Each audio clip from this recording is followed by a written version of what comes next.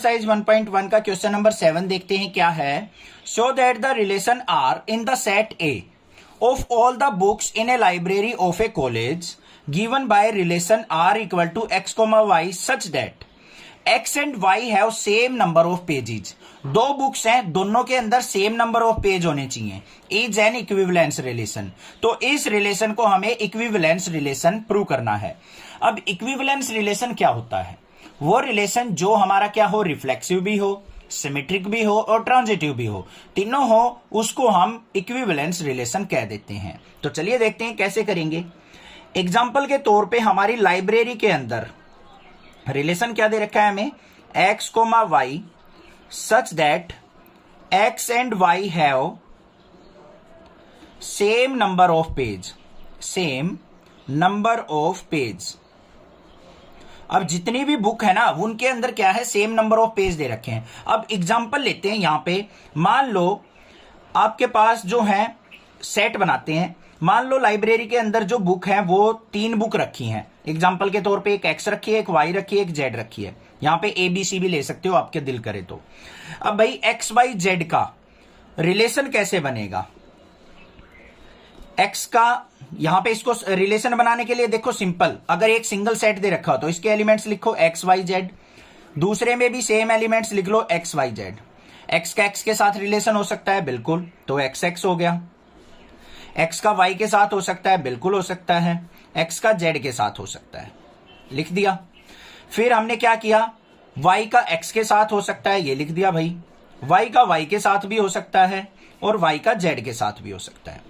फिर जेड का एक्स के साथ हो सकता है रिलेशन, और जेड का वाई के साथ हो सकता है, और जेड का जेड के साथ हो सकता है। ये हमने एक एग्जांपल लिया है, लेट। यहां पे लेट किया है हमने। ए सेट के अंदर मान लिया 3 बुक थी, तो ये हमारे पेयर यहां पे रिलेशन में पॉसिबल हैं। तो सबसे पहले हमें रिफ्लेक्सिव चेक करना है।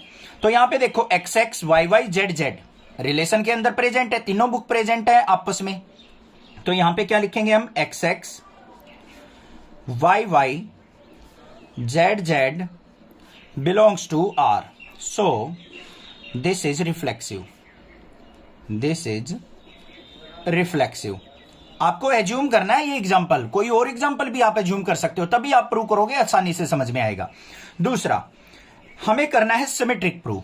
सिमेट्रिक के लिए क्या होता है बच्चों, देखो एक्स कोमा वाई, 2 अलग बुक हैं एक्स और वाई जिनमें इक्वल पेज हैं, वो हमारे रिलेशन के साथ बिलोंग कर रहे हैं। तो वाई कोमा एक्स, तो वाई एक्स में भी क्या होंगे, इक्वल पेज ही तो होंगे।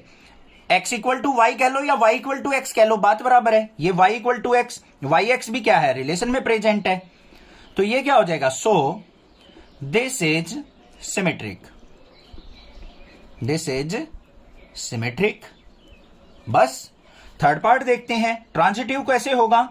अगर एक्स कोमा वाई हमारा बिलोंग्स टू आर है और y comma z, y z कहां है ढूंढो भाई, ये रहा, ये भी बिलोंग्स टू आर है, तो एक्स और जेड भी हमारा क्या होना चाहिए, so X comma Z belongs to are.